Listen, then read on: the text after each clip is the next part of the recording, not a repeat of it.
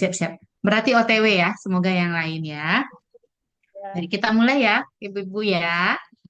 Bismillahirrahmanirrahim. Assalamualaikum warahmatullahi wabarakatuh. Waalaikumsalam Waalaikumsalam warahmatullahi warahmatullahi wabarakatuh. wabarakatuh. Selamat siang, Ibu-ibu. Siang Ibu. Salam Ya, bertemu kembali di dunia maya. Gimana situasi di sana, di rumah masing-masing? Apakah panas, cerah, atau cenderung panas. hujan? Masih Panas di tempat panas. kerja, Bu. Oh, masih di tempat kerja. Iya. Baiklah. Silakan yang teman-teman bekerja, yang penting telinganya on ya. Kalau misalnya tiba-tiba ada pertanyaan, harus siap segera gitu. Selamat bekerja bagi teman-teman. Dan ibu-ibu yang panas, insya Allah nanti cuacanya menjadi lebih kondusif ya. Karena memang panas sekali ini. Baik, ibu-ibu, sesuai kesepakatan kami dengan Ibu Sipen bahwa pada pertemuan kali ini kita akan melaksanakan diskusi kelompok ya. Kita akan mendiskusikan hasil diskusi-diskusi dari kelompok yang sudah dibagi kemarin dan sudah dilaksanakan beberapa sudah dikerjakan tugasnya dan sudah dibagi juga oleh ke Ibu Sipen bahwa saat ini sudah ada beberapa yang selesai gitu. Bagi yang belum selesai, semoga lebih cepat selesai lagi. Harapannya di minggu ini semua udah kelar ya, tapi mungkin karena satu dan lain hal, jadi masih ada beberapa yang belum kelar. Sehingga kami sepakat dengan Ibu Sipen yang presentasi yang kelar aja dahulu, sehingga yang lain menyusul. Jika ada kekurangan pun, mohon nanti diperbaiki ya, teman-teman. Baik, jika sempat ya kita coba presentasi untuk dua kelompok, tetapi jika tidak kita presentasi satu kelompok saja. Nanti presentasi akan didahului oleh kelompok, tentu harus ada moderatornya ya teman-teman ya. Barangkali dimoderatori oleh kelompok, misalnya sekarang yang akan presentasi kelompok 4, boleh moderatornya dari kelompok 3 atau kelompok 4 gitu ya. Atau kalau misalnya ada yang mau sukarela jadi volunteer, silahkan gitu ya. Pada saat presentasi nanti, teman-teman, yang akan presentasi tersebut dimoderatori, kemudian moderator memberikan dua atau tiga sesi, yang masing-masing satu sesinya boleh tiga pertanyaan dan dijawab oleh kelompok setelah sesi selesai atau bagaimana silakan mekanismenya. Dan harapannya bagi yang bertanya selain melalui raise hand atau secara langsung, alangkah lebih baiknya juga disempurnakan melalui chat ya. Di kolom chat dituliskan nama, nanti akan dijawab oleh siapa juga dibuat di kolom chat karena nanti penilaiannya akan kami berikan secara individu juga selain pada kelompok. Begitu ya, Ibu-ibu. Sambil kita tidur-tidur siang ya, bekerja bagi yang di rumah yang tidak bekerja di tempat bekerja. Nah, siap konsentrasi mendengarkan presentasi dari kelompok yang akan presentasi di jam ini. Barangkali itu saja prolog dari kami.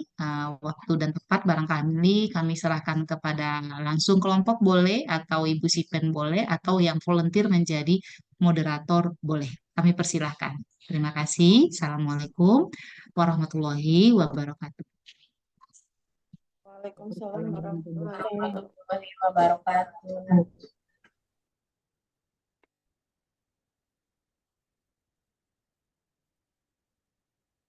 Ya, mulai dari kelompok 5, ya Bu ya.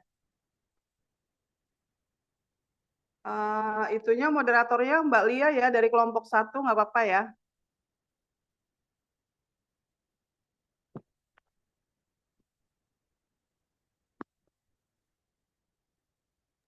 Mbak Leni, Ya, Mbak Lia, moderator cepet ya. lagi. Cepet. Loh, Aduh. Ya udah nggak apa-apa dicoba aja ya. ya, nggak apa-apa kalau nggak dari Ibu Ketu moderatornya, ayo. Ya buket tuh boleh dulu buket tuh. Udah Mbak Lia aja. Ayo Mbak Lia, jadi Bismillahirrahmanirrahim. moderator. Ya. Assalamualaikum warahmatullahi wabarakatuh. Waalaikumsalam warahmatullahi Waalaikumsalam wabarakatuh. Selamat siang menjelang sore buat teman-teman semuanya. Alhamdulillah pada kesempatan kali ini kita bisa eh, melaksanakan diskusi kelompok yang sekarang ini akan dibahas eh, oleh kelompok 5. Baik, untuk segala sesuatunya kami silahkan kepada kelompok 5 langsung saja kepada inti materi yang akan dibahas. Kita akan sama-sama simak dan dengarkan. Kepada kelompok 5 kami persilahkan. Baik, terima kasih kepada Ibu Lia. Saya dengan Lainatul Fuada selaku perwakilan dari kelompok 5. Izin saya langsung share screen untuk materi yang akan kami sampaikan ya, Bu. Ya.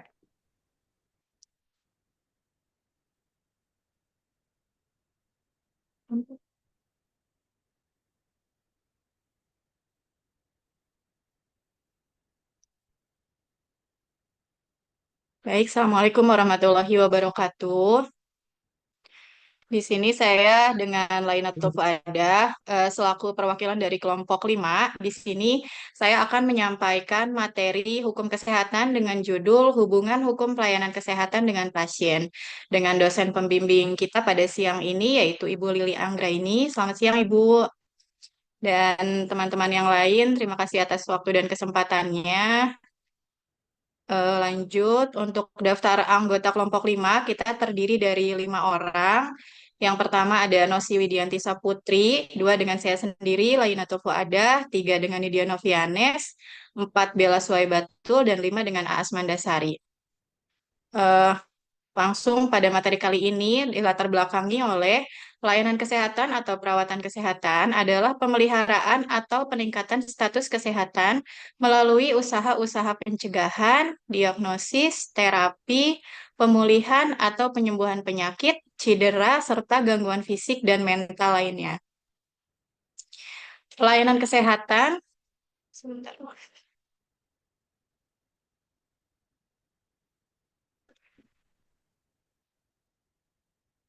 Pelayanan kesehatan diberikan secara profesional oleh tenaga kesehatan dan tenaga pendukung kesehatan, misalnya dokter, dokter gigi, perawat, bidan, apoteker, beserta asisten-asistennya. Kegiatan pelayanan kesehatan diberikan di fasilitas kesehatan primer, sekunder, tersier, serta mencakup kesehatan masyarakat. Akses untuk memperoleh layanan kesehatan bisa saja bervariasi di antara komunitas dan individu yang dipengaruhi oleh kondisi sosial ekonomi dan kebijakan kesehatan.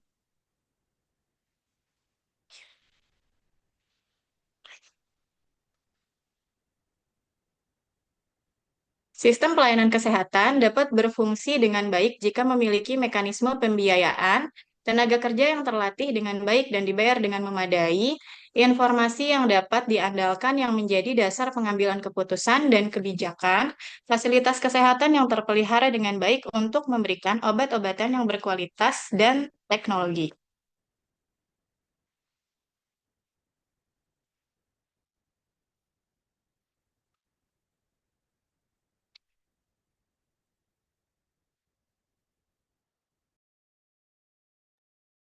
Sebentar.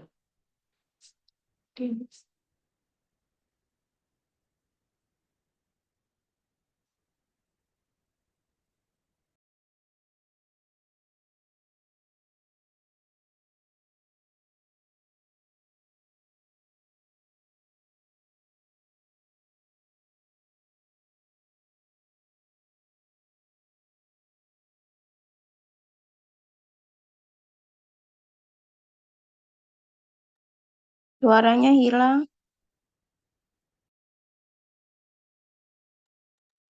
Ya, Mbak maaf Ibu. Laila Dilanjut ya, Bu. Tujuannya yaitu satu, memahami definisi hukum pelayanan kesehatan, dua, memahami hak masyarakat atas pelayanan kesehatan, tiga, memahami hubungan hukum pelayanan kesehatan dengan pasien, dan yang terakhir, memahami kedudukan hukum di Indonesia.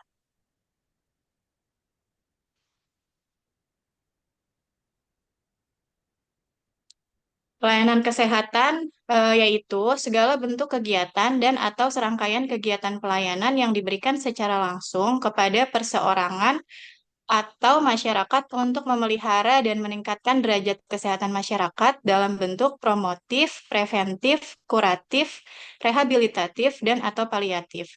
Penyelenggaraan upaya kesehatan dilaksanakan sesuai dengan standar pelayanan kesehatan. Upaya kesehatan dalam bentuk pelayanan diselenggarakan melalui pelayanan kesehatan primer dan pelayanan kesehatan lanjutan. Dalam pasal-pasal Undang-Undang Kesehatan tahun 2023 tersebut, dapat diketahui bahwa setiap anggota masyarakat yang ingin memperoleh pelayanan kesehatan, baik dalam bentuk pelayanan kesehatan yang diberikan secara langsung kepada perseorangan, atau masyarakat untuk memelihara dan meningkatkan derajat kesehatan masyarakat dalam bentuk promotif, preventif, kuratif, rehabilitatif, dan atau paliatif.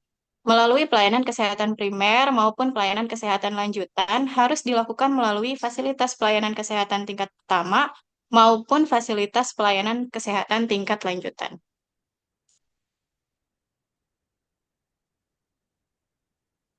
Bentuk dan jenis pelayanan kesehatan ditentukan oleh satu, pengorganisasian pelayanan, apakah diselenggarakan secara mandiri atau secara bersama-sama dalam suatu organisasi. Dua, ruang lingkup kegiatan, apakah hanya mencakup kegiatan pemeliharaan kesehatan, peningkatan kesehatan, pencegahan penyakit, penyembuhan penyakit, pemulihan kesehatan, atau kombinasi daripadanya. Dan yang terakhir, sasaran pelayanan kesehatan, apakah untuk perseorangan, keluarga, kelompok, ataupun untuk masyarakat secara keseluruhan. Pelayanan kesehatan dalam praktik kebidanan yaitu pemberian pelayanan kesehatan oleh bidan kepada pasien tidak sebatas memberikan layanan saja, namun juga harus disertakan penerapan nilai-nilai sosial, budaya, dan etik, hukum maupun agama. Bidan berkeyakinan bahwa setiap individu berhak memperoleh pelayanan kesehatan yang aman dan memuaskan sesuai dengan kebutuhan manusia dalam perbedaan budayanya. Bidan bertugas memberikan pelayanan yang meliputi pelayanan kesehatan ibu, pelayanan kesehatan anak, pelayanan kesehatan reproduksi perempuan, dan keluarga berencana, pelaksanaan tugas berdasarkan pelimpahan wewenang, dan pelaksanaan tugas dalam keterbatasan tertentu.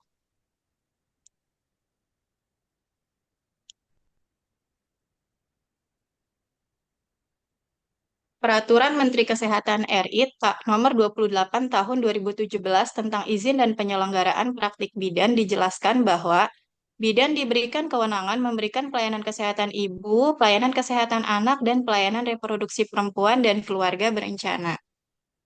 Bidan juga dapat melakukan kewenangan dalam penugasan dari pemerintahan sesuai kebutuhan dengan cara berdasarkan program pemerintah dan karena tidak adanya tenaga kesehatan lain di suatu wilayah.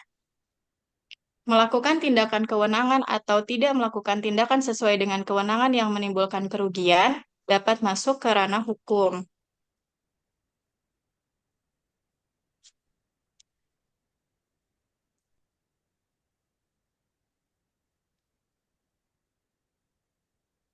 Tindakan kesalahan medis terjadi menjadi tiga, yaitu international professional misconduct, negligence, dan lack of skill.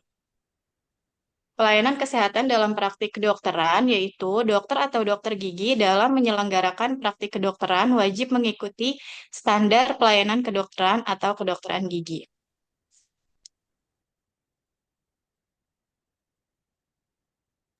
Baik, untuk slide selanjutnya dilanjutkan oleh teman saya dengan Nidia Novianes. Terima kasih. Assalamualaikum warahmatullahi wabarakatuh. Saya akan melanjutkan presentasi selanjutnya.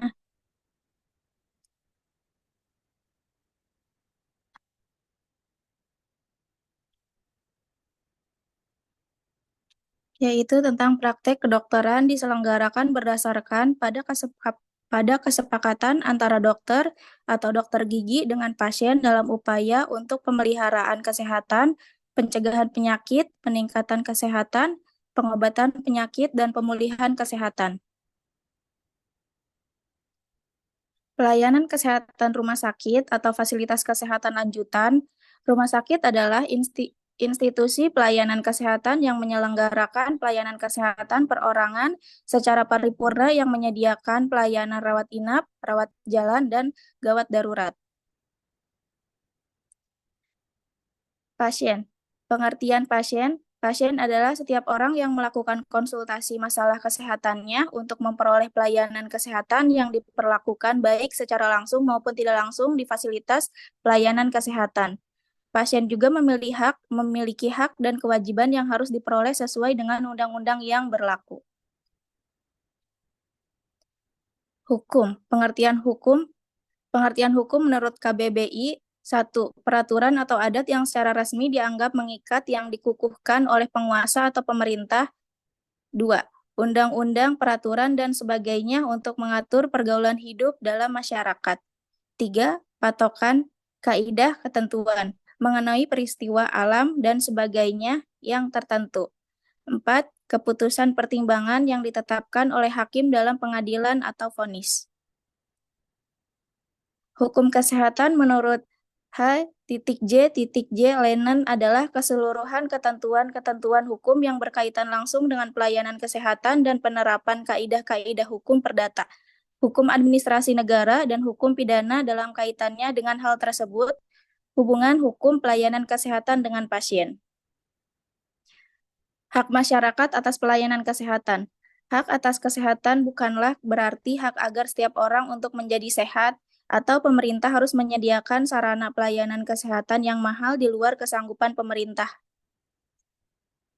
Kesehatan merupakan hak asasi manusia dan salah satu unsur kesejahteraan yang harus diwujudkan sesuai dengan cita-cita bangsa Indonesia sebagaimana dimaksud dalam Pancasila dan pembukaan Undang-Undang Dasar Negara Republik Indonesia tahun 1945.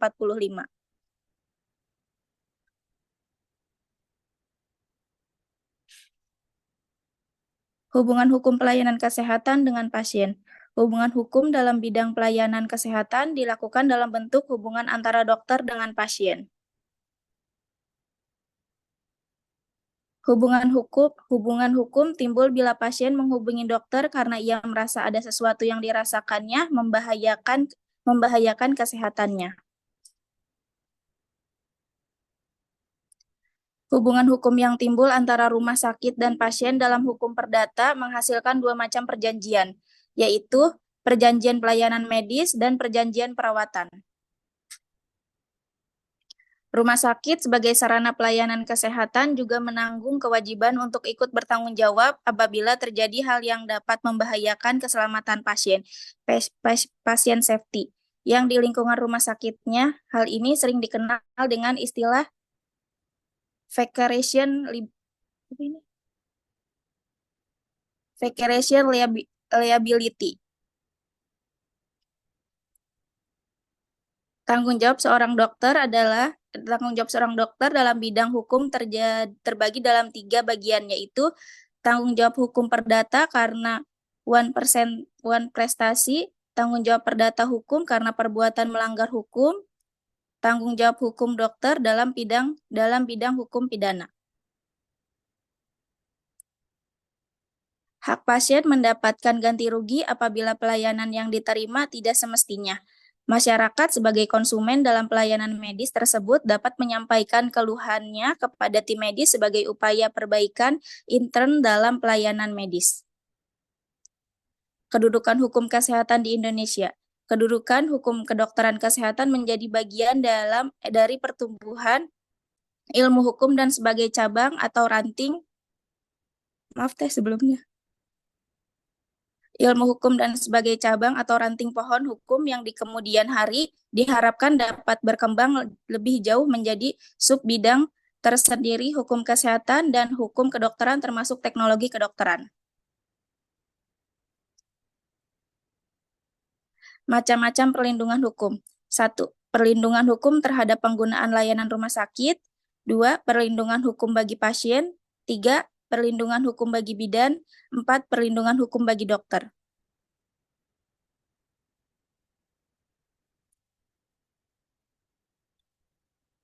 Kesimpulannya, Hubungan hukum pelayanan kesehatan dengan pasien yaitu bersumber pada kepercayaan pasien terhadap tenaga medis sehingga pasien bersedia memberikan persetujuan tindakan medis atau informed consent, yaitu suatu persetujuan pasien untuk menerima upaya medis yang akan dilakukan terhadapnya. 2. Hubungan hukum yang ada dalam pemberian pelayanan kesehatan yang harus ada wajib dilakukan melalui fasilitas pelayanan kesehatan termasuk praktik mandiri, tunduk pada kesepakatan yang melahirkan perjanjian antara pasien atau yang mewakilinya dengan fasilitas kesehatan. Sampai sini ada pertanyaan. Baik, cukup sekian presentasi yang bisa kelompok 5 sampaikan. Mungkin dari kelompok yang lain ada yang bertanya atau saya kembalikan ke Ibu moderator untuk lanjutkan. Terima kasih. Terima kasih kepada para pemateri, khususnya untuk Bun Lailatul Fuada sama Bu Nidia yang telah mempresentasikan hasil kerja kelompoknya.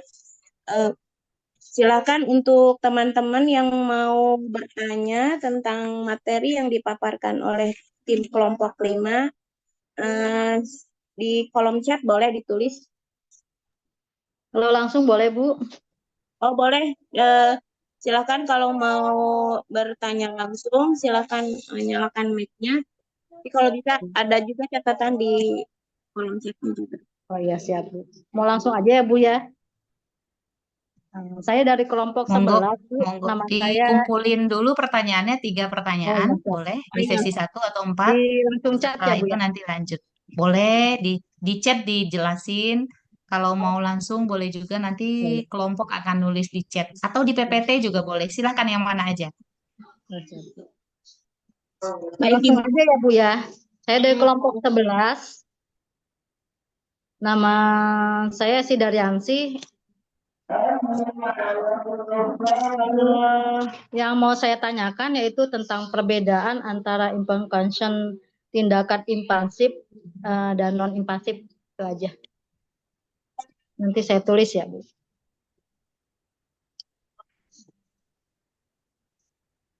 Jadi untuk kelompok selanjutnya ada yang mau ditanyain lagi? Kita kumpulkan 3 pertanyaan ya teman-teman.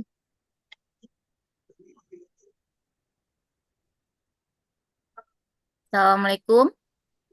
Ya, Atas nama Lilis Tisdayanti, izin bertanya kepada kelompok 5 ya, Kak. iya. Ibu dari Ya, kelompok betul, Ibu. berapa? Dari kelompok 9, Ya, enggak pertanyaannya. saya ada perwakilan dari kelompok 9. Kakak izin bertanya, seorang peneliti meminta partisipasi kepada seorang sukarelawan dalam penelitiannya, penelitian klinisnya, apakah peneliti ini wajib memberikan informasi lengkap mengenai penelitian tersebut? Ya, baik. Terima kasih. Ya, makasih Kak. Ya, untuk pertanyaan berikutnya. Kak, boleh bertanya, Kak? Ya, Ya, dari mana? saya Suaida dari kelompok 10, Kak. Ingin bertanya, mengapa hukum pelayanan kesehatan dianggap penting untuk dipahami oleh tenaga kesehatan? Itu aja. Oke. Terima kasih untuk teman-teman yang sudah bertanya. Baik, ini ada 3 pertanyaan dari teman-teman. Pertanyaan yang pertama dari kelompok 11. Mohon dijelaskan perbedaan antara impulsif dan non impulsif ya. Tadi pertanyaannya. Halo, kelompok 5, silakan dijawab untuk pertanyaan pertamanya. Iya, baik Ibu. Mungkin untuk pertanyaan nomor 1 ini karena kita lebih membahas tentang hukum pelayanan kesehatan, tapi coba sedikit kami jawab ya, Bu. Ya. Untuk pertanyaan dari Ibu Esi akan dijawab oleh tim kami dengan Aas Mandasari. Baik, tadi untuk pertanyaannya, apa perbedaan antara informed consent untuk tindakan invasif dan non-invasif? Ya, Informed consent untuk tindakan invasif seperti operasi atau prosedur bedah. Umumnya membutuhkan penjelasan lebih rinci mengenai resiko, manfaat, dan alternatif, serta memerlukan persetujuan tertulis. Sedangkan untuk tindakan non-invasif, seperti pemeriksaan fisik atau pengambilan darah, persetujuan bisa diberikan secara verbal dan penjelasan resiko biasanya lebih singkat karena prosedurnya lebih sederhana dan kurang berisiko. Baik, mungkin itu untuk jawaban dari pertanyaan Ibu Esi. ya. Gimana Ibu Esi untuk jawaban pertanyaan dari kelompok 5? Apakah sudah Ya, Bu. dimengerti? Insya Allah dimengerti. Bismillah. Ya. Eh, Sudah cukup atau Cukup, masih Bu. ada lagi? Cukup. Oke, Mungkin kalau baik. misalnya nanti Bu Lili kali ya mau nambahin. Oh ya, boleh nanti kita serahkan ke Ya. dosen pembimbing kita. Baik, untuk pertanyaan kedua dari Ibu Lilis, kelompok 9. Tadi yang ditanyakan adalah peneliti melakukan penelitian ke sukarelawan. Apakah si peneliti itu harus memberikan info yang lengkap atau gimana gitu ya pertanyaannya kurang lebih. Iya Boleh Kak, nggak? benar Kak. Ya, mangga. Mm-mm. Izin Ibu, saya coba bantu jawab untuk pertanyaan dari kelompok 9. Untuk Iya. peneliti, apakah harus memberikan informasi yang lengkap kepada sukarelawan yang dimintakan perbantuannya seperti itu ya, Bu? Mm-mm, Ya, Bu. Menurut kami dari kelompok 5, Mm-mm. itu harus dibicarakan terlebih dahulu tentang tujuan dan maksud dari penelitian yang dilakukan. Jadi sebenarnya menurut saya selain kepada sukarelawan yang akan mencarikan data yang dibutuhkan, sukarelawan tersebut juga harus menjelaskan maksud dan tujuan terhadap sesuatu yang diteliti. Jadi menurut saya semua informasinya harus jelas dari peneliti ke sukarelawan, begitupun dari sukarelawan kepada sampel yang akan diteliti. Seperti itu. Karena kan kesalahan informasi juga kita bisa akan salah data gitu ya, Bu. Jadi menurut saya tetap harus dilakukan setransparansi mungkin seperti itu. Oke, baik. Untuk Bu Lilis, gimana jawabannya dari kelompok 9? Apakah sudah cukup? Alhamdulillah udah cukup Ibu. Terima kasih banyak untuk kelompok Oke. 5. Sama-sama, Ibu. Untuk pertanyaan ketiga, Ibu Suaida dari kelompok 10. Pertanyaan untuk kelompok 5, mengapa hukum kesehatan itu diperlukan gitu ya? Iya, Kak. Ya, mangga silakan dijawab oleh kelompok 5. Baik, terima kasih Ibu atas pertanyaannya. Untuk pertanyaan yang ini mungkin bisa dijawab oleh kelompok kami yang lain, oleh Kakak Nosi. Dipersilakan untuk menjawab pertanyaan dari Ibu Suwaida.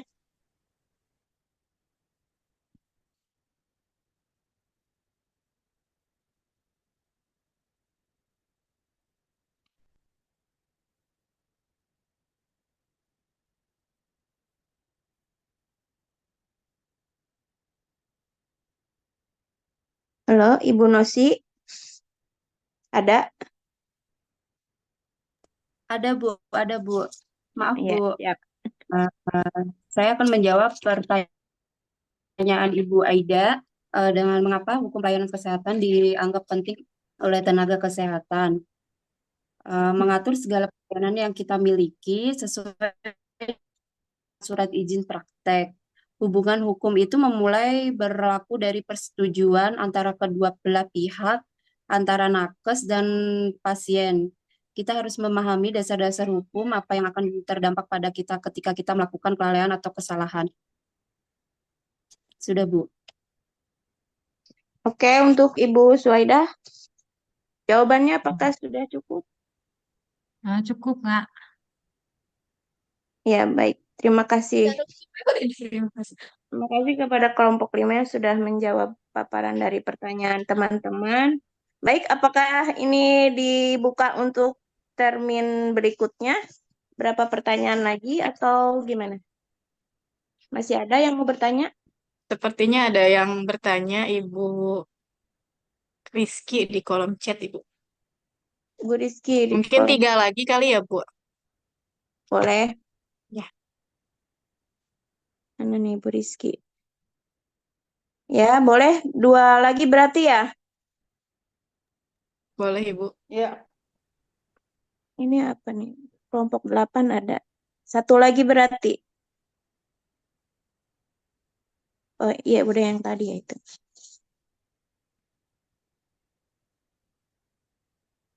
Iya, kelompok 13. 1 lagi.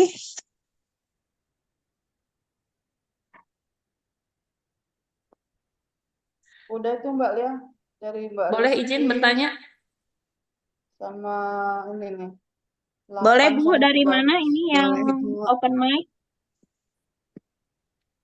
Halo, yang open mic Saya mau dari bertanya? kelompok 2, izin Ya. bertanya terkait inform consent. Yang mau saya tanyakan itu bagaimana kedudukan inform consent untuk program pemerintah yang memang sifatnya itu sebetulnya wajib ya, maksudnya program nasional. Artinya sebetulnya tidak perlu inform consent, tapi sebagai apa sih jaminan untuk kita, keamanan untuk kita bahwa memang dibutuhkan si inform consentnya itu bagaimana ya gitu. Jadi yang ditanyakannya, Jadi kedudukan si inform consent itu apa memang masih diperlukan karena ini program wajib, program nasional atau sebaiknya ya udah nggak usah aja gitu. nggak usah ditanyain lagi gitu ya. Oke Nggak usah gitu. pakai info consent maksudnya Mbak. Nah, ya. Oke, untuk pertanyaan di termin kedua ini, saya bacakan dari Ibu Rizky Yanti dari kelompok 12. Bicara tentang hubungan hukum dan pasien, apa yang harus dilakukan pasien jika merasa haknya dilanggar dalam pelayanan kesehatan? Misal, hak pasien untuk mendapatkan informasi itu, kira-kira apa yang bisa atau harus pasien lakukan menurut kelompok? Baik, Ibu. Untuk pertanyaan yang ini akan dijawab oleh kelompok kami dengan Ibu Bella. Dipersilakan. Ya, baik untuk pertanyaan Ibu Rizky. Jika pasien merasa haknya dilanggar, biasanya mereka dapat melakukan beberapa langkah. Pertama, mengajukan keluhan secara langsung. Kedua, menghubungi lembaga perlindungan konsumen. Ketiga, mengkonsultasikan dengan pengacara untuk menilai kemungkinan mengajukan gugatan hukum. Keempat, biasanya mencari dukungan dari organisasi atau kelompok advokasi kesehatan yang relevan. Sekian jawabannya. Ibu Rizky bisa chat lagi, apakah sudah cukup puas dengan jawaban? Boleh diulang nggak agak pelan-pelan jawabannya? Diulang. Iya, jika pasien merasa haknya dilanggar, biasanya mereka dapat melakukan beberapa langkah, yaitu satu, mengajukan keluhan secara langsung kepada instansi atau kepada rumah sakit tempat mereka menerima perawatan. Kedua, menghubungi lembaga perlindungan konsumen atau badan akreditasi pelayanan kesehatan. Ketiga, mengkonsultasikan dengan pengacara atau menilai kemungkinan mengajukan gugatan hukum. Keempat, mencari dukungan dari organisasi atau kelompok advokasi kesehatan yang relevan. Terima kasih. Oke, makasih atas penjelasannya buat kelompok. Setuju banget sih, maksudnya kalau penting banget nih buat pasien tahu langkah-langkah yang diambil gitu ya, misalnya hak-hak mereka dilanggar. Karena kalau kayak gini kan urutannya jadi jelas ya. Kalau misalnya kita biasa kita lihat kan sekarang kalau misalnya ada pasien yang ibaratnya nggak puas sama pelayanan yang kita kasih, ujung-ujungnya biasanya jadinya viral. Nah, dari viral itu baru dia tuh banyak yang ibaratnya eh, lembaga hukum kah atau misalnya mungkin dari si pihak rumah sakit itu sendiri kah gitu yang ibaratnya tahu justru lewat jalur viral gitu maksudnya bukan dari langkah-langkah yang tadi dijelaskan sama kelompok gitu ya. Bagus banget sih penjelasan dari kelompok. Terima kasih.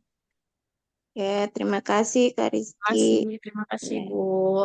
Untuk pertanyaan keduanya dari Ibu Aisyah dari kelompok 13. Apakah kita bisa melakukan tindakan tanpa dilakukan inform consent? Silakan dijawab untuk kelompok 5. Apakah kita bisa melakukan tindakan tanpa dilakukan inform consent? Untuk pertanyaan ini akan dijawab oleh Kakak Nosi ya, Bu. Kak Nosi, dipersilakan. Izin menjawab.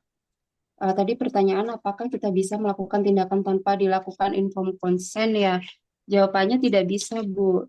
Segala sesuatu kalau kita ingin bertindak harus melakukan persetujuan dulu. Kenapa? Nanti takutnya kalau misal ada kesalahan atau yang fatal kayak gitu, takutnya tidak keluarga agar tidak menyalahkan kepada pihak nakes. Terima kasih. Ya, kepada Ibu Aisyah, apakah sudah cukup jawaban dari kelompok 5? Jawabannya. Bu Aisyah? Sudah cukup, Kak. Terima kasih jawabannya. Ya, terima kasih. Oke, untuk pertanyaan terakhir dari kelompok mana tadi teh ya? Kelompok 2 ya? Di kelompok 2 ya? Ya, betul, kelompok 2. Yang menanyakan tentang kedudukan program pemerintah itu perlu inform consent apa ini apa namanya karena udah ada gitu tersistem di peraturan pemerintah, apakah kita masih wajib untuk melakukan inform consent atau enggak gitu ya pertanyaannya. Seperti itu ya, Kak? Ya, kurang lebih seperti itu. Kedudukan inform consent-nya untuk program yang memang sudah wajib atau harus. Ya, silakan kepada kelompok 5 dijawab. Baik, Ibu Ida, izin untuk menjawab dari kelompok 5. Mungkin menurut kelompok 5 ya, untuk hal-hal program pemerintah yang memang sudah diwajibkan untuk dilakukan, menurut saya tetap dibutuhkannya inform consent kepada pasien. Kalaupun karena kan itu tetap berdampak pada hukum ya. Contohnya seperti program-program imunisasi yang sudah dicanangkan gratis dan disarankan untuk dilakukan, tetap ada beberapa pemikiran yang memang tidak mau untuk dilakukan hal tersebut, walaupun sudah kita jelaskan dampak baik dan buruknya jika mengikuti program pemerintah yang sebenarnya memang harus dilakukan seperti itu. Tapi menurut kami dari kelompok 5, inform consent itu kan mengacu ke persetujuan kedua belah pihak. Bila mana satu pihak tidak setuju, menurut kami itu tetap tidak bisa kita lakukan. Mungkin caranya tetap kita edukasi ulang dan kita beri pemahaman seperti apa baik dan buruknya tindakan pemerintah yang disarankan untuk wajib dilakukan seperti itu, Ibu. Jadi tetap harus ada persetujuan karena itu merupakan salah satu hak pasien gitu. Jadi menurut saya tidak bisa dipaksakan walaupun memang itu dampaknya baik dan disarankan oleh pemerintah. Begitu Ibu mungkin jawaban dari kami kelompok 5. Siap, mantap. Terima kasih Ibu jawabannya. Udah puas berarti ya. Baik, semua pertanyaan sudah dijawab. Apakah dibuka untuk termin selanjutnya? Atau cukup, Ibu-Ibu? Cukup, Mbak. Cukup mengingat waktu ya. Lanjut ke ini aja ya, ke kelompok 6. Baik. Untuk pemaparan dari kelompok 5, alhamdulillah materi sudah kita dengarkan bersama-sama dan proses tanya jawab juga sudah sudah kita laksanakan bersama. Baik, untuk selanjutnya kita serahkan kepada kelompok 6 langsung atau kepada dosen pembimbing dulu ya.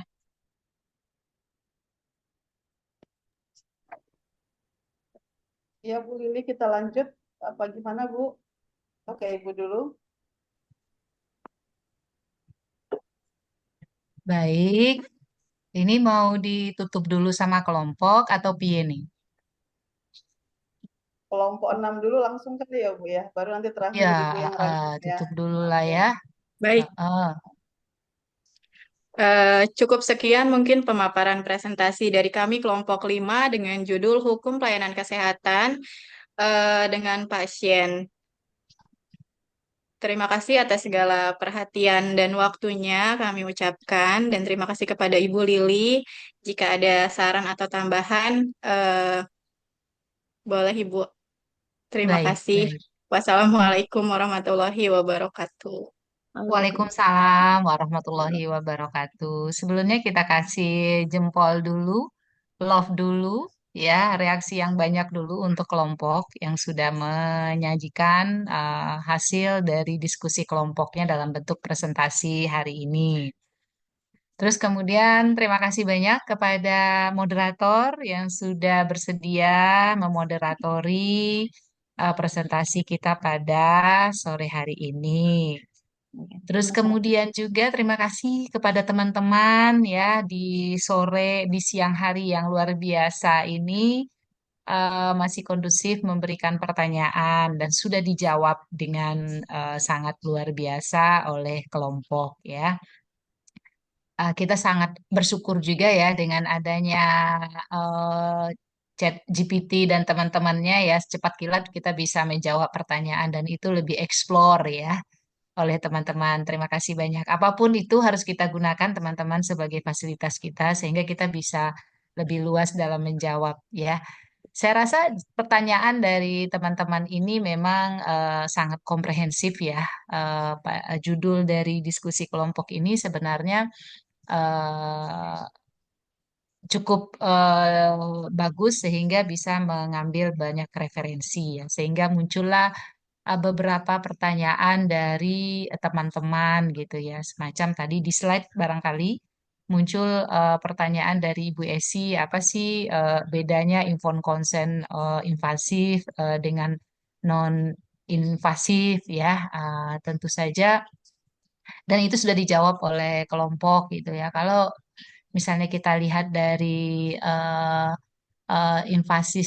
invasif dan non invasif ini kita tahu ya bahwa kalau invasif berarti kan segera kita beri tata laksana ya karena memang memberikan pelayanan sesegera mungkin dengan tujuannya memang untuk menyelamatkan nyawa ibu gitu ya. Nah, tentu saja segala macam resiko yang akan kita terima atau akan kita dapati pada saat kita menolong persalinan itu pada saat kita menolong kondisi pasien dalam kondisi invasif ini sangat memungkinkan untuk beresiko ya. Jadi tentu saja beberapa resiko tersebut harus kita jelaskan. Nah, bagaimana kalau seandainya pasiennya nggak sadar, Bu? Ya, kalau pasiennya ternyata tiba-tiba dengan kondisi gawat darurat tidak memungkinkan untuk kita melakukan informed consent, gitu ya. Nah, di Undang-Undang Kesehatan nomor 17 tersebut dikatakan bahwa situasi dan kondisi tertentu kita memang boleh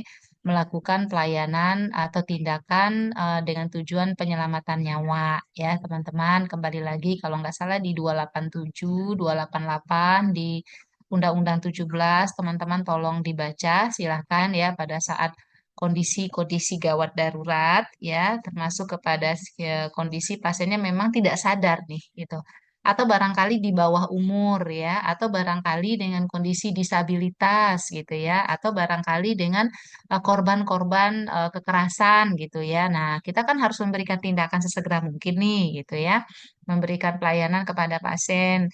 Nah, sementara sebuah infon konsen sangat dibutuhkan pada saat ini gitu untuk perlindungan hukum bagi kita si tenaga kesehatan. Bagaimana nih gitu ya. Nah, ini kita melihat situasi tadi, jika misalnya situasinya invasif, ya kita boleh melakukan tindakan tersebut untuk penyelamatan nyawa tanpa didahului dengan infon konsen terlebih dahulu.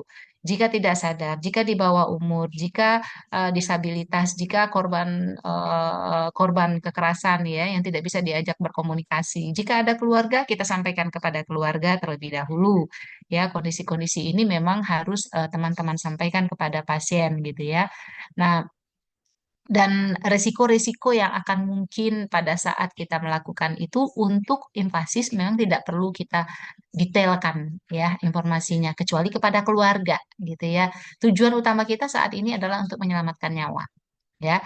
Beda dengan non-invasif. Kalau non-invasif memang kita harus detail menyampaikan prosedurnya, bagaimana tindakannya apa, termasuk kos biaya yang akan diterima pada saat nanti gitu ya. Termasuk beberapa pilihan-pilihan tindakan yang memungkinkan kalau seandainya memilih alternatif A nanti akan dikenakan kos ini, akan mendapatkan pelayanan ini, prognosanya seperti ini dan lain-lain. Itu memang menjadi satu hal yang perlu kita sampaikan sebagai tenaga kesehatan ya untuk mendapatkan pelayanan yang maksimal. Nah, intinya secara keseluruhan memang dalam memberikan informed consent ini adalah suatu proses yang sangat penting ya, yang perlu dipahami oleh pasien dan oleh si pemberi pelayanan sendiri.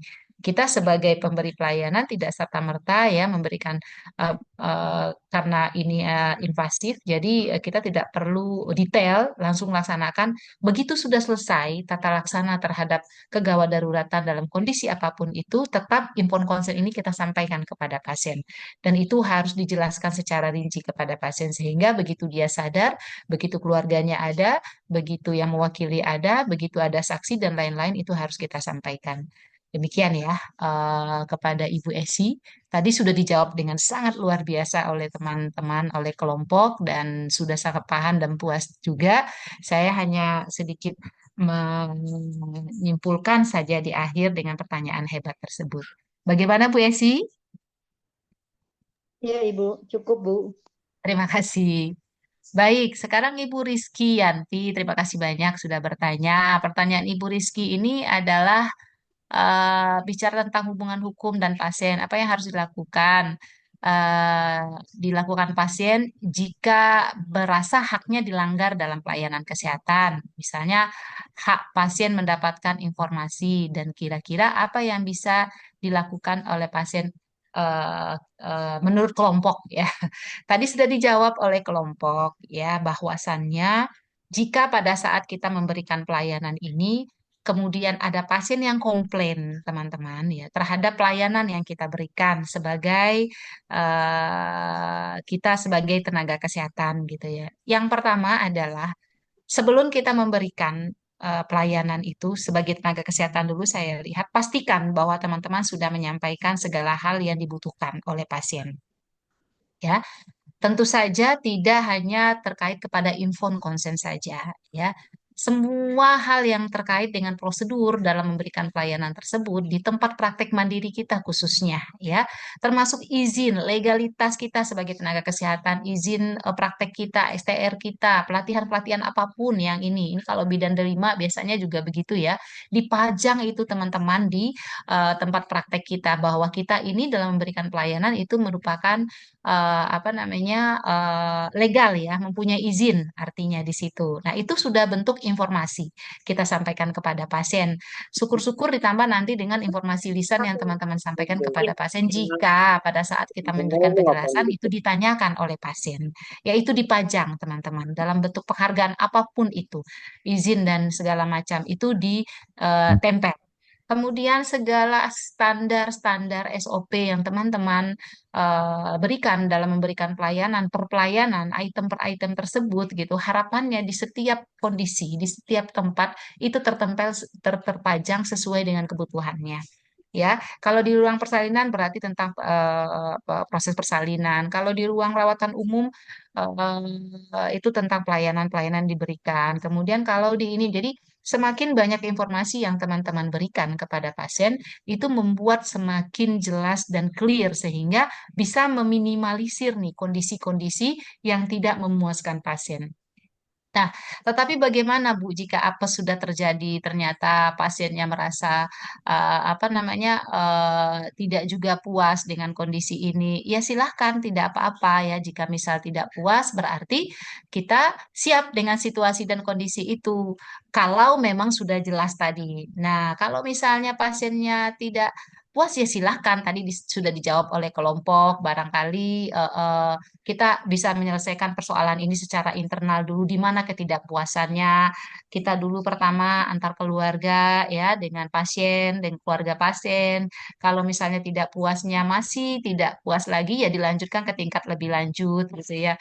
Kalau misalnya rasanya pasien ini tidak puas, kemudian saya izin angkat telepon sebentar ya, teman-teman. Kayaknya penting. Mohon maaf. Ya, baik Ibu.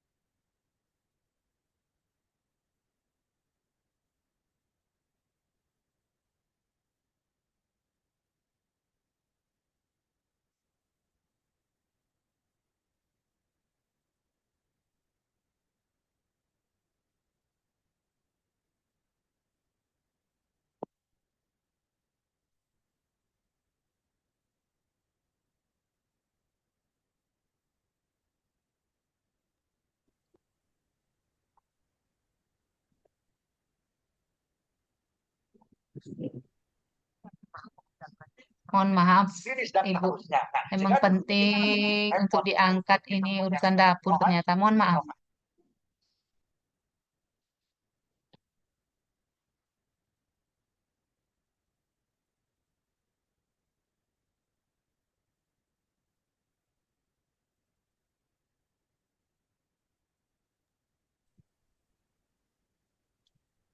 Baik, saya lanjutkan ya, teman-teman. Mohon maaf. Semoga waktu kita masih ada ya. 15-16. Baik, jadi artinya runtunan yang disampaikan oleh kelompok tadi ya, jika pasien tersebut merasa tidak puas dengan eh, pelayanan yang kita berikan, baik dalam bentuk informasi, dalam bentuk asuhan, dalam bentuk tindakan, dalam bentuk terapi, monggo silahkan mengikuti prosedur yang ada. Dengan catatan memang terbukti kita melakukan dan ada buktinya gitu ya. Nah, tapi sebagai tenaga kesehatan kita kan memang nggak luput juga ya dalam memberikan pelayanan tersebut kita memang melakukan beberapa kesalahan gitu. Nah, makanya untuk meminimal selain inform consent banyak lagi hal-hal lain karena kalau inform consent mungkin terbatas waktunya. Bagi yang misalnya di atas secara invasif atau dalam keadaan gawat darurat juga sangat terbatas waktunya. Jadi minimalisirlah kondisi-kondisi yang akan memberatkan teman-teman gitu ya. Nah, masyarakat silahkan mau mengadu ke masalah mencari dukungan hukum, mau mencari kepada perlindungan konsumen, mau apa-apa, tapi kita tetap harus siap sebagai orang yang disangkakan atau dituduhkan melakukan sesuatu yang tidak menyenangkan kepada pasien, baik itu kasusnya misalnya pelanggaran administrasi, baik itu maksudnya masuk ke ranah perdata maupun masuk ke ranah pidana, disangkakan melakukan kelalaian, kecacatan, dan malpraktek, tetap harus tenang. Usahakan secara kekeluargaan terlebih dahulu. Kalau misalnya bekerja di fasilitas pelayanan, tentu melalui pimpinan kita terlebih dahulu. Kalau kita berada di ruang organisasi, kita bawa organisasi kita untuk menjembatani persoalan ini biar tidak naik ke permasalahan hukum dan lain-lain gitu ya. Kalau masyarakat silakan aja apa yang dilakukan oleh pasien boleh minta perlindungan atau partisipasi dari manapun ya silahkan saja asalkan memang ada bukti yang bisa dibawa oleh pasien untuk mempermasalahkan kita ke permasalahan hukum. Intinya jika kita tidak salah, semua sudah lengkap, kita siap menghadapinya. Demikian ya. Semoga Ibu Rizky sudah dijawab luar biasa tadi dan sangat puas saya lihat dengan jawaban teman-teman. Semoga ini semakin membuat puas ya. Bagaimana Ibu? Sudah saya puaskan? Apakah sudah puas Ibu Rizky? Sudah Ibu, terima kasih penjelasannya Ibu. Tadi sudah luar biasa ya jawabannya. Baik, kita lanjut kepada pertanyaan Ibu Kokom ya. Ibu Kokom kalau nggak salah tadi yang bertanya atau Ibu mana nih? Mengapa hukum pelayanan kesehatan dianggap penting untuk dipahami oleh tenaga kesehatan? Nah, jelaslah ya Bu ya. Kita sebagai tenaga kesehatan dulu kita enak ya Bu ya. Waktu Undang-Undang Kebidanan Nomor 4 itu saya tuh rasanya tepuk-tepuk dada gitu ya karena nomor 4 itu masih ada, saya bangga gitu. Kalau saya kenapa-napa gitu ya, saya tinggal menenteng itu Undang-Undang Kebidanan nomor 4 di tahun 2019 gitu ya. Karena itu menjadi perlindungan hukum pertama kali.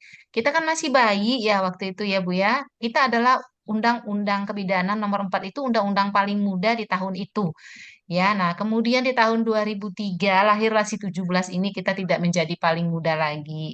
Ya, dan kita tidak menjadi prioritas lagi di profesi kita. Nah, saat ini sudah ada Undang-Undang 17 tapi tidak spesifik. Kita nunggu turunan dulu nih untuk melindungi kita. Semoga aja ada. Tapi undang-undang kah atau permen kah kita nggak tahu gitu ya. Nah, teman-teman, setiap peraturan dan regulasi itu teman-teman wajib tahu. Kenapa? Karena di dalam memberikan pelayanan kepada masyarakat ini, sebagai tenaga kesehatan, kita harus tahu bahwa kita punya hak, punya kewajiban bahwa pasien punya hak dan punya kewajiban ya. Jadi jika keluar kita dari hak dan kewajiban kita sebagai tenaga kesehatan, tentu saja ada perlakuan hukum yang akan diberlakukan kepada kita.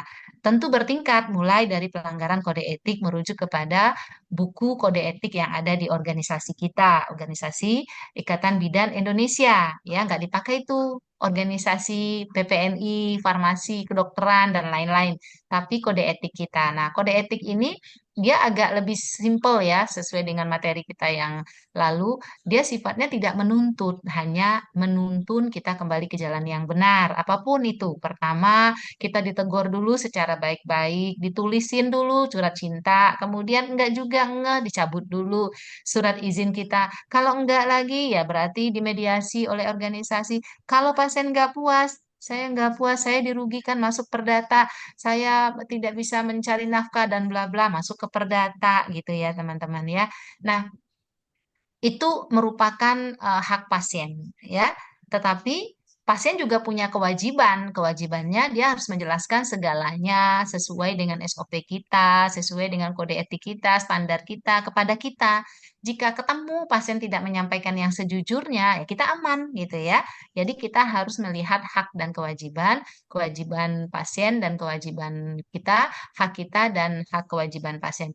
Kalau seandainya itu tidak bisa dilihat dari kacamata kode etik saja, harus dilihat dari perlindungan hukum dan kewenangan yang berlaku, teman-teman. Makanya kita harus melek, harus tahu itu perlu ya. Karena kenapa? Untuk mencegah tuntutan yang mungkin saja terjadi terjadi nanti pada saat kita melaksanakan pelayanan tersebut. Kita tidak menutup mata karena kita hanya manusia sifatnya, tentu ada batas kemampuan ya. Kita sudah proses nih sesuai, ternyata ada kendala gitu ya. Kendala itu bisa datang secara internal, bisa juga secara eksternal. Nah, kalau secara internal kita tidak luput dari lupa ya, dari khilaf dan lain-lain gitu. Nah, untuk mengantisipasi hal ini tentu teman-teman harus melek dengan segala macam hal-hal yang ada yang melindungi kita. Dalam hal ini barangkali adalah kewenangan. Dalam hal ini adalah kompetensi. Kalau kita misalnya melek dengan kondisi-kondisi itu, ya berarti sebagai tenaga kesehatan kita sudah bisa melindungi diri kita sebelum kita jatuh ke persoalan yang lebih lanjut gitu ya. Untuk mencegah segala macam sesuatu yang disangkakan kepada kita, mulai dari etik, mulai dari persoalan hukum, mulai sanksi masyarakat, apalagi saat ini digitalisasi luar biasa ya, mulai dari apa komen-komen netizen yang luar biasa kepada kita ya, itu gampang sekali saat ini dalam hitungan detik. Netizen bisa saja memviralkan apa yang terjadi kepada kita, apa yang kita lakukan kepada pasien. Nah, kalau kita ngeh dengan hak dan kewajiban kita, insya Allah kita bisa terhindar dari ini. Ya, itu hanya sekejap mata untuk menjatuhkan kita kalau memang kita lupa. Jadi harus melek ya teman-teman dari segala hal yang berhubungan dengan perlindungan hukum dalam memberikan pelayanan kesehatan. Demikian barangkali kepada Ibu siapa yang bertanya tadi ya, mohon maaf saya lupa. Eh, eh. Ya pokoknya Ibu yang bertanya udah dijawab oleh kelompok tadi ya, mohon maaf saya lupa pertanyaannya. Ibu yang bertanya. Nah, selanjutnya jam kita masih ada ya, Ibu Sipen? Tinggal 10 menit, Bu. Yep, baik. Nah, sekarang ada tadi agak menggelitik pertanyaannya, apakah untuk melakukan penelitian memerlukan persetujuan gitu ya? Karena kita tahu kadang-kadang dalam melakukan penelitian itu, apalagi kita melibatkan manusia ya, tidak benda mati gitu. Nah, itu harus harus ada bentuk persetujuan gitu ya dari pasien. Nah, itu di dalam apa namanya ilmu ilmu statistik ya, ilmu penelitian gitu, itu memang menjadi sebuah kode etik yang memang harus dipatuhi oleh kita sebagai peneliti ya, wajib hukumnya. Karena kalau itu tidak kita berikan kepada pasien, tidak meminta persetujuan kepada pasien, kemudian kita melakukan penelitian kepada pasien atau kepada masyarakat secara kode etik, ini sudah salah ya, tidak boleh. Jadi kalau dimasukkan ke dalam penilaian ini sudah tidak layak untuk dinilai, itu otomatis di list di apa namanya tidak bisa dinilai sehingga tidak masuk ke dalam kriteria gitu. Itu penting gitu ya, karena etika penelitian menjadi suatu hal yang penting dalam memberikan penelitian, melakukan penelitian. Itu hak dari yang akan diteliti ya, jangankan kepada masyarakat atau pasien kepada instansi aja ya, dalam hal ini mungkin ke rumah sakit, dalam ini ke sekolah, kita harus minta persetujuan atau minta itu, karena itu gunanya untuk perlindungan hukum pada saat kita melakukan penelitian ternyata ada hal-hal yang tidak diinginkan, bocor datanya dan lain-lain, ini menjadi celah bagi pihak-pihak tertentu untuk membawa kita ke persoalan hukum ya. Dan semoga yang bertanya tadi siapa ini Ibu? Siapa, saya nggak catat. Mohon maaf. Terima kasih. Semoga ini ya bisa menjawab gitu. Tapi sejauh mana persetujuan itu ya, kita tidak serta-merta juga semua secara sangat-sangat transparan membuka prosedur penelitian kita, mulai dari biaya, mulai dari cara, mulai dari metode ya, itu enggak juga gitu. Tapi setidaknya bahwa kita akan melakukan penelitian dan subjeknya adalah ini, dengan tujuannya adalah ini, kepada desa ini atau ibu ini dengan sampel segini, itu cukup gitu ya. Tapi memerlukan biaya seberapa, bulannya berapa dan bla bla blanya detailnya tidak gitu ya. Itu menjadi sebuah kode etik aja di dalam melakukan penelitian gitu ya. Nah, yang terakhir adalah ini mungkin yang terakhir barangkali ya, apakah dalam memberikan pelayanan khususnya yang dilaksanakan oleh program pemerintah ya, khususnya kayak kemarin pandemi deh gitu ya. Apakah perlu informed consent kita sebagai tenaga kesehatan ya? Jawabannya sebagai perlindungan diri secara pribadi itu penting, teman-teman ya. Cuma kadang-kadang kan pasien atau masyarakat tidak serta-merta mau memberikan izin ya, semacam kayak kemarin apa namanya pada saat COVID gitu ya. Vaksinasi menjadi suatu hal yang penting ya. Semua prosedural pelayanan di Indonesia ini disangkut pautkan dikaitkan dengan vaksinasi. Terkhusus pada saat itu tidak boleh terbang ya kalau tidak ada sertifikat vaksinasi. Sehingga membuat sebuah layanan secara digital waktu itu apa ya namanya saya lupa. Mungkin teman-teman ingat. Nah, kalau kita tidak mengikuti melalui aplikasi ini, sehingga kita tidak terintegrasi, sehingga pada saat kita naik pesawat tidak punya vaksinasi, bahkan itu vaksinasi satu, kedua, ketiga, keempat, kelima gitu pada saat itu. Ya, nah sebagai tenaga kesehatan ya kita untuk kita pribadi itu perlu ya, tetapi di bawah layanan pemerintah itu mungkin saja ada surat edaran ya. Surat edaran yang diberikan bahwa perlu dilakukan ini. Saya ingat vaksinasi waktu itu ada edaran dari Kemenkes. Nah, ini menjadi dasar kedua bagi kita untuk menyampaikan kepada pasien bahwa di dalam memberikan pelayanan ini kita butuh persetujuan dari pasien. Ya, jadi dari sendiri pribadi kita untuk kepentingan kita disampaikan, kemudian dasarnya surat edaran dari pemerintah, bahkan peraturan yang sudah diedarkan oleh pemerintah, yang sudah diserti oleh pemerintah, kita sampaikan kepada pasien, dan dengan dasar itulah kita memberikan pelayanan.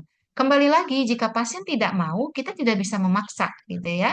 Tentu saja dengan konsekuensi-konsekuensi, kita tidak boleh juga mendoktrin, kita tidak boleh menggaiden bahwa harus nih Bu, nggak bisa, nggak, orang ini program pemerintah, wajib ikut, kalau nggak ikut Ibu nggak bisa kemana-mana, nggak perlu juga, gitu kan.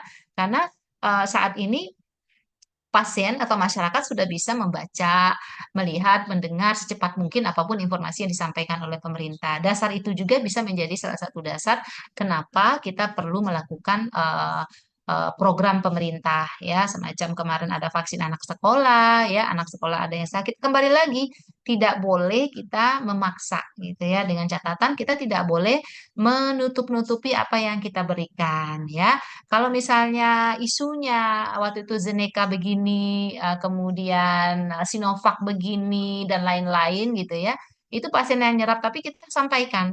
Bahkan benar obat, benar cara yang 10 ya di 12 dan di 6 itu kita sampaikan kepada pasien. Sekarang silakan pasien memilih gitu ya, apakah perlu dilakukan atau tidak gitu ya. Nah, ini juga menjadi satu hal yang perlu teman-teman pahami gitu ya. Jika kita menyampaikan dengan transparan, jika menyampaikan secara jelas, jika menyampaikan bahwa ini program, bahwa ini tujuan, dan semua keputusan kembali kepada pasien lagi, itu trust kepada pasien dari pasien kepada kita sebagai tenaga kesehatan itu akan menjadi lebih apa namanya lebih luas lagi dan lebih dalam lagi gitu ya. Yang pasti kepada pasien sampaikan seluruhnya hal-hal yang diperlukan oleh pasien, dan pada saat dia membubuhkan atau memberikan persetujuan tidak ada doktrin, tidak ada menakut-nakutin, dan tidak ada guidance sehingga pasien dengan sukarela memberikan hal tersebut. Terus kemudian ada lagi pertanyaan, saya lihat di chat, apakah yang harus dilakukan oleh pasien jika haknya dilanggar oleh tenaga kesehatan? Sudah tadi ya? Saya rasa sudah. Oke, baik. Barangkali itu, teman-teman, ada barangkali pertanyaan yang belum sempat kami simpulkan. Jika masih ada yang belum merasa disimpulkan, boleh. Atau jika ada yang mau berdiskusi terkait masalah di luar topik saat ini, boleh. Silakan.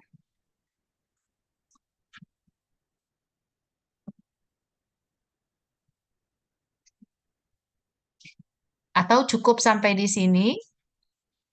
Ibu mohon izin bertanya, kalau misal di luar dari tentang yang materi dipresentasikan tadi, boleh tidak?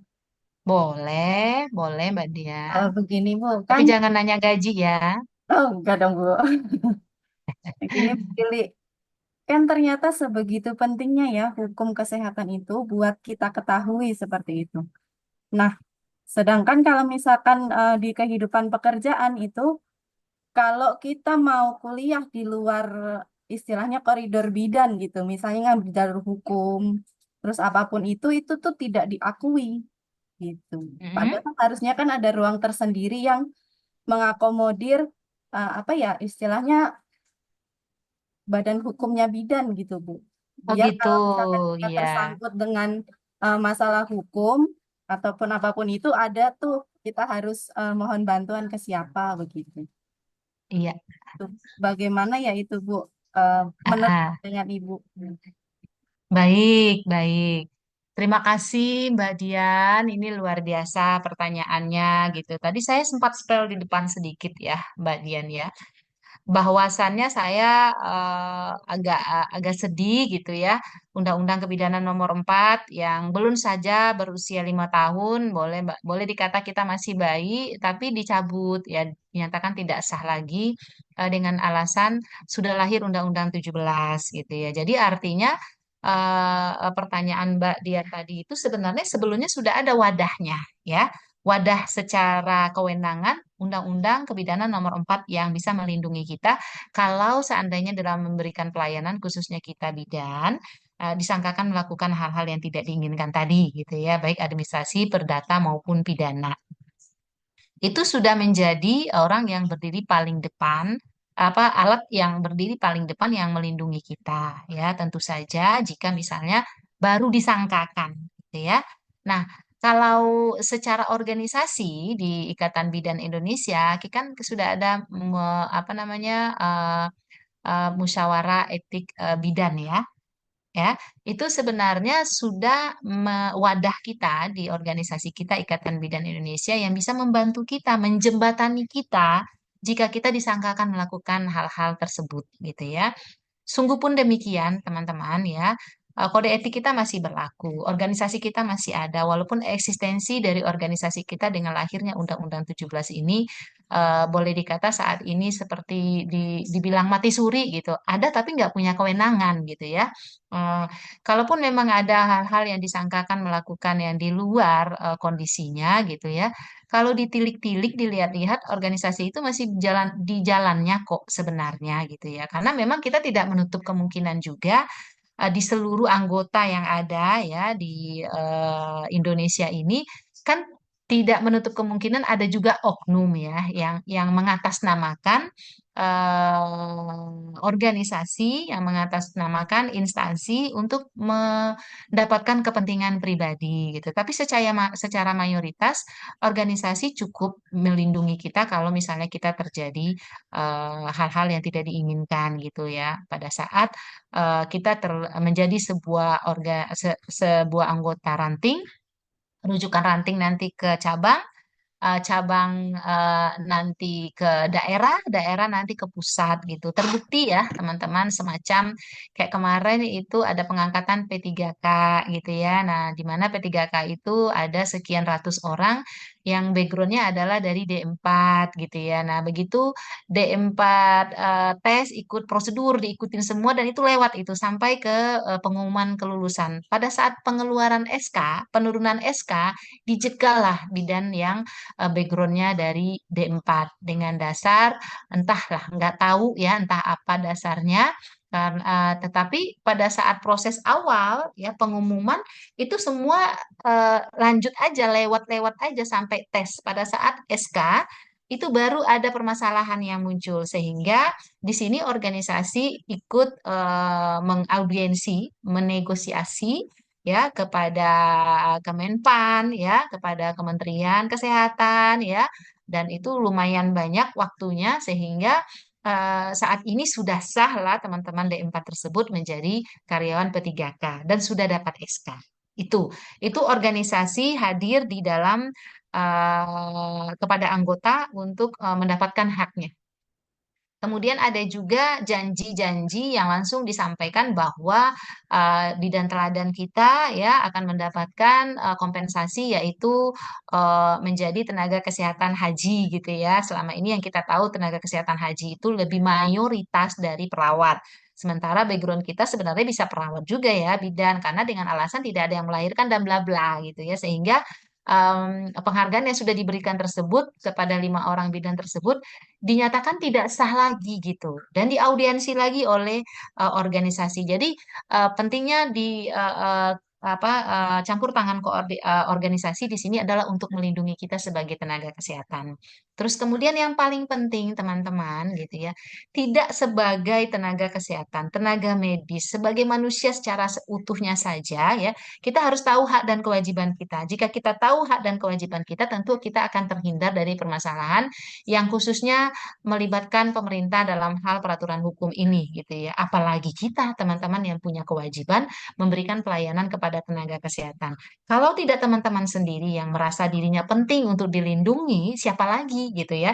Tidak mungkin gitu ya pasien yang akan melindungi kita. Seakrab-akrabnya kita dengan pasien, jika sampai kepada persoalan hukum, tidak mungkin pasien tersebut akan lurus-lurus saja. Ada kemungkinan sekian persennya dia nanti akan membelot dari kita atau kita yang membelot dari mereka. Makanya berjalanlah sesuai jalan yang normal, yang memang ada, laksanakan hak kita sesuai dengan apa yang harus kita dapatkan, laksanakan kewajiban kita sesuai apa yang sudah ada, ya. Karena kita punya kompetensi, jalankan sesuai kompetensi, teman-teman. Karena kita punya kewenangan rujukannya saat ini 1723 rujukan yang terbaru adalah nomor 4 tahun 2024 ya Ibu dan anak. Yang terbaru lagi 28 itu saja dulu yang penting. Kita tunggu turunannya, semoga ada yang semakin mengerucut berpihak kepada kita, ya. Barangkali itu. Jadi secara individu aja kita perlu melindungi diri kita, apalagi kita memberikan pelayanan kepada orang yang memang satu saat bisa berbalik melawan kita gitu. Jadi kalau kita tidak aware dengan hukum kesehatan ini, nggak usah ngarep ada organisasi, ada lembaga yang ada perkumpulan yang bakalan melindungi kita. Mulai dari diri sendiri aja dulu ya, mulai dari inform consent yang benar. Makanya kalau setiap kesempatan saya omongin inform consent, mohon maaf jangan dibilang nanti saya dosen inform consent ya. Karena memang hal ini sangat kecil, teman-teman, dan bukan hanya sekedar tanda tangan. Ya, bukan sekedar tanda tangan. Ini buat teman-teman. Patograf menjadi perlindungan terdepan bagi kita dalam menolong persalinan. Jadi jangan lupa patograf dulu baru tolong persalinan. Ya, itu alat mujarab kita yang untuk melindungi kita jika terjadi sesuatu pada saat pertolongan persalinan. Demikian Mbak Dian, semoga menjawab ya. Jadi harus melek masyarakat aja sekarang udah melek hukum apalagi kita. Ya. Terima kasih banyak pertanyaan hebatnya. Teman-teman, apalagi ada yang mau dikomunikasikan lagi?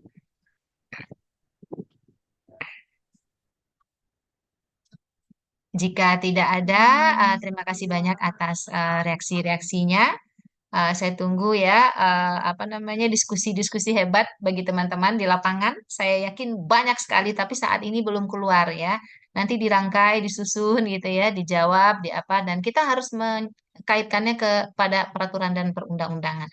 Syukur-syukur nih teman-teman di sini nanti pada saat penelitian itu ada yang menguji ya, menguji kebijakan. Kebijakan yang lahir, yang sebentar-sebentar ada kebijakan, sebentar-sebentar kebijakan lahir yang tidak berpihak kepada kita, apalagi teman-teman di puskesmas dengan segala macam program dilibatkan gitu ya. Imbasnya ke teman-teman praktek mandiri juga gitu. Apalagi dengan segala macam pelataran sehat dan LMS sekarang ini itu perlu kita uji loh. Benar nggak sih mereka tidak melibatkan organisasi saat ini itu sudah mencari solusi yang terbaik ya? Apakah benar pemungutan liar yang kemarin dituduhkan kepada beberapa organisasi itu sekarang dipindahkan ke Kemenkes dengan melalui pelataran sehat tidak memungut pungutan liar itu perlu diteliti juga sepertinya. Kalau ada yang tertarik, ada yang menggelitik itu keren itu saya rasa. Ya, baik, terima kasih banyak. Saya akhiri barangkali teman-teman mohon maaf kalau ada hal yang kurang berkenan. Minggu depan saya lebih baik lagi. Assalamualaikum warahmatullahi wabarakatuh. Pamit teman-teman. Sukses, sampai bertemu lagi minggu depan. Assalamualaikum warahmatullahi Waalaikumsalam wabarakatuh. Terima kasih, warahmatullahi Bu. wabarakatuh. Terima kasih, Bu. Terima kasih. Pamit, Bu. Bu.